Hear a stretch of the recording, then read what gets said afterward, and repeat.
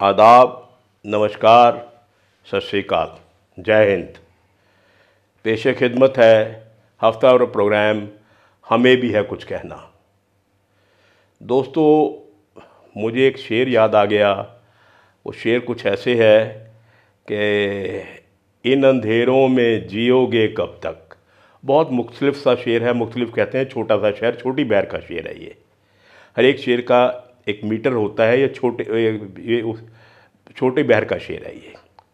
इन अंधेरों में जियोगे कब तक, कोई तो शम्मा जलाने निकले।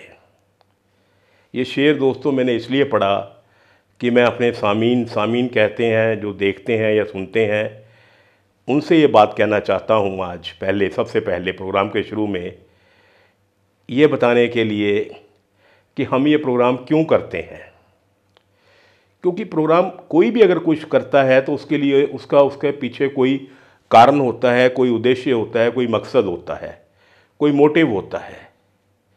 तो हमारा मकसद, हमारा मोटिव सिर्फ यही है कि मेरा हिंदुस्तान जो सो रहा है, 75 साल से गहरी नींद में सो रहा है, और 75 साल से सियासतदान पॉलिटिशियन को कहते हैं, जो हमें मूर्ख बना रहे हैं और हम मूर्ख बन रहे हैं, हम उस नींद से जगा पाएँ और वो जो दौर मूर्खता का जो है, उस दौर से बाहर आए। सिर्फ इसी मकसद से हम ये प्रोग्राम कर रहे हैं। हमें इस प्रोग्राम से ना कोई पैसा कमाना है, ना हमने कोई पार्टी ज्वाइन करनी है। हम नहीं जानते कि हम हिंदू हैं, मुस्लिम हैं, सिख हैं, ईसाई हैं, क्या हैं। हम सिर्फ ये जानते हैं कि हम हिंदुस्तानी हैं, और हिंदुस्तानी होने के नाते हमें अपने देश, जिसका नाम हिंदुस्तान है, भारत है, इंडिया है, उससे प्यार करते हैं। उसी प्यार का सदका हम अपने देश को जगाना चाहते हैं, हम अपने देश को अच्छा बनाना चाहते हैं। अगर हम ये बुरा कर रहे हैं तो हम माफ़ी चाहते हैं, अगर हम अच्छा कर रहे हैं तो थोड़ा सा हमारा साथ दीजिए। क्योंकि अभी तक हमें ये लग रहा है कि आप लोगों को हम जगा नहीं पाए हैं। चलिए थोड़ी और कोशिश करके देखते हैं। अभी हिम्मत थोड़ी और बाकी है। अगर वो हिम्मत भी टूट गई तो छोड़ देंगे, कोई बात नहीं। ये आप लोगों की, मेरे देश की किस्मत है कि वो जागती है या नहीं है। लेकिन हम अभी कुछ और कोशिश करेंगे। ये तो बताया हमने भी किस लिए हम करते हैं। अब आते हैं,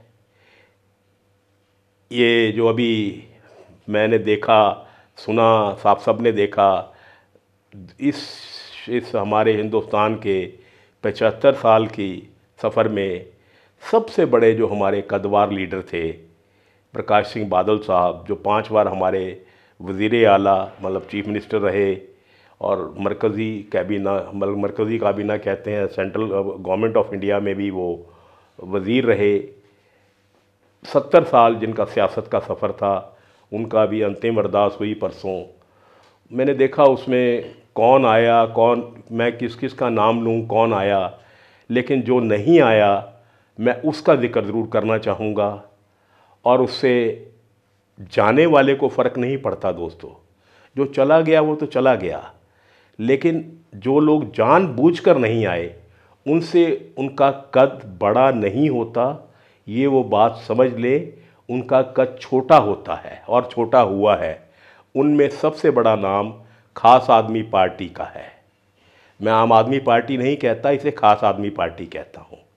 खास आदमी पार्टी का कोई भी मतलब वज़ीर आला, उनके वज़ीर या उनके प्यादे, मैं प्यादे MLA को कहता हूँ, या कोई ऑफिस बेरर, कोई चेयरमैन, कोई बंदा नहीं वहाँ पहुँचा।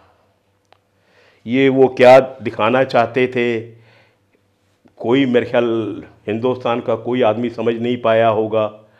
इतनी गिरी हुई सियासत ये पार्टी कर सकती है। इससे बड़ी ये पार्टी नहीं, कोई पार्टी कर सकती है। इससे बड़ी एग्ज़ाम्पल, इससे बड़ी उदाहरण, इससे बड़ी मिसाल दुनिया में, हिंदुस्तान में आज तक नहीं हुई। मैं फिर कहता हूँ कि अगर आप लोग नहीं आए तो बादल साहब को नहीं फ़र्क पड़ा, बादल साहब तो चले गए वहाँ। फ़र्क आपको पड़ा है सर। इतनी छोटी सियासत, इतनी गंदी सियासत, आप अपने आप को कहते हो कि हम आम आदमी हैं। किस चीज़ के आम आदमी हो यार? आप में मेरी एक ज़ाती राय है, एक आप में एक आदमी है कुलतार सिंह सधवां जो हमारे स्पीकर साहब हैं, मेरे को वो लगे भी कुछ उनमें अभी ज़मीर बाकी है, लेकिन वो भी नहीं आए। वो भी क्या करते, कुर्सी तो हर एक को प्यारी है सर। अगर पार्टी ने किस्म का वीपी जो इशू कर दिया था तो वो बेचारा गरीब आदमी कैसे आता? तो बादल साहब भी हंस रहे होंगे वहाँ, और बाकी सारा पंजाब, सारा हिंदुस्तान ने लाइव देखा है भी आप लोगों ने क्या अपना जुलूस निकलवाया वहाँ। बहुत अफसोस है सर, बहुत अफसोस है।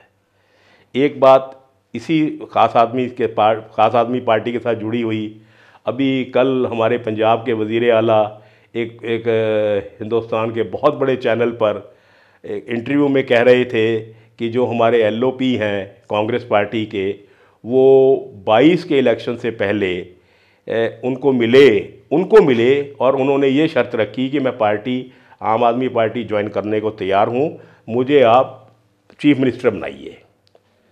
तो एक बात समझ में नहीं आई सर कि 22 से लेकर अब 23 आ गई, 14 महीने आप चुप क्यों रहे सर? 14 महीने आपकी खामोशी का क्या मतलब है?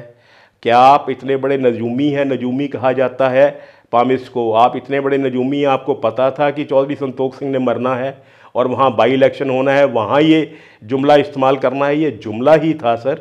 आपने फिर अपने आप को एक लाफिंग स्टॉक बना लिया है। अगर बाजवा साहब आपको मिले हैं तो आपको पहले कहना चाहिए था, इलेक्शन के टाइम आप कह रहे हो। तो ये बहुत कमाल की बात है। ऐसा कमाल तो खास आदमी पार्टी ही कर सकती है।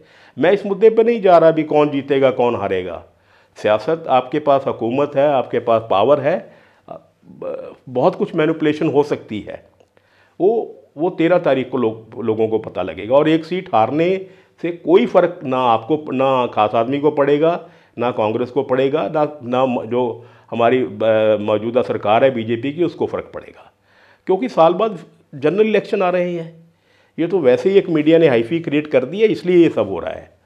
तो ये अनफॉर्चुनेट है, दिस इज़ ऑल्सो अनफॉर्चुनेट कि इतना ज़्यादा उसको हाईलाइट कर दिया गया है कि मरने मराने की नौबत आ गई है, जो कि ऐसी कोई ख़ास बात थी नहीं। वहाँ आम इलेक्शन होने चाहिए थे, लेकिन आम इलेक्शन कहाँ होते हैं? खास आदमी जहाँ हो तो आम इलेक्शन तो हो ही नहीं सकते। खास आदमी की एक बात और बताना चाहता हूँ अपने दोस्तों को।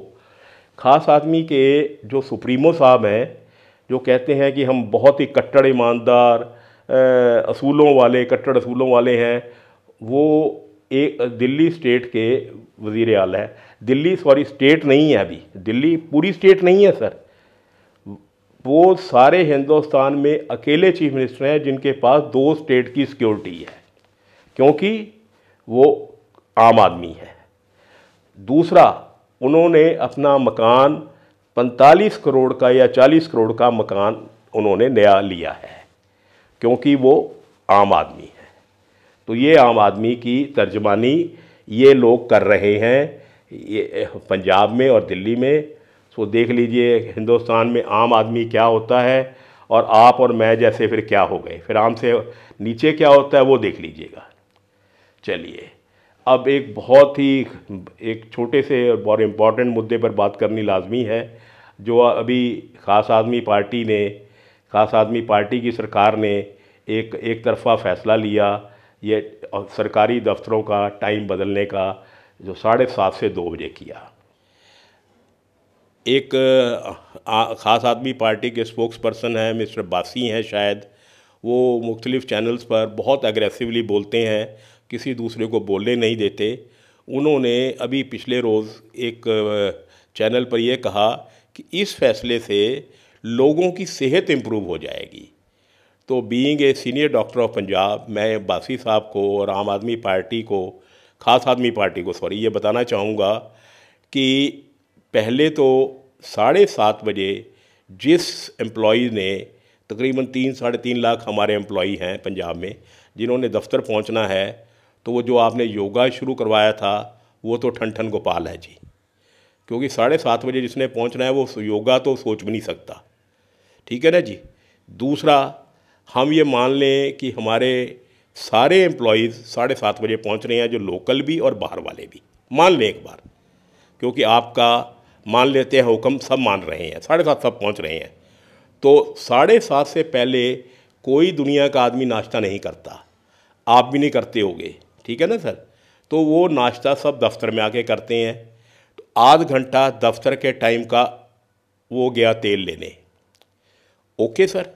फिर आ जाइए 2 बजे, जिन लोगों ने मैंने देखा है 15 से 20% लोग पटियाला में, आप अपने बंदे मेरे साथ भेज दीजिए, मैं दिखा दूंगा, अगर आपको यकीन ना हो, 15 से 20% लोग, जो लोग बाहर जाते हैं, डेली कम्यूटर्स होते हैं। मान साहब, डेली कम्यूटर आप समझते होंगे, थोड़ी सी इंग्लिश पढ़ी है शायद आपने, कि जो लोग आते अप डाउन करते हैं, जैसे कोई समाने से पटियाले आया और वापस समाने गया, उसको डेली कम्यूटर कहा जाता है जी, है जी, इतना शायद आपको आता है।